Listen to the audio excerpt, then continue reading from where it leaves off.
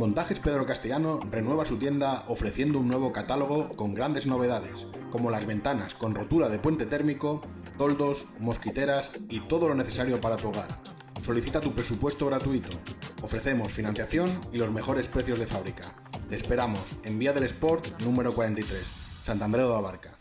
El punt original que hi havia a la normativa, que és en el cas que els pares, mares o tutors legals no siguin les persones que facin la recollida dels infants als centres, hauran de signar un document que els facilitarà la llar d'infants autoritzant altres persones per a la recollida dels seus fills o filles.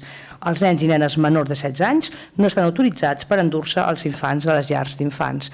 I la proposta que vam aprovar en aquest Consell i que és el canvi que es vol realitzar és, i llegeixo textualment, que en el cas que els pares o tutors legals no siguin les persones que facin la recollida dels infants als centres, hauran de signar un document que els facilitarà la llar d'infants autoritzant altres persones per a la recollida dels seus fills o filles. No es lliurarà cap alumne a nens i nenes menors de 14 anys i a partir d'aquesta edat, és a dir, entre els 14 i els 18, serà necessària l'autorització signada pels dos progenitores de l'alumne.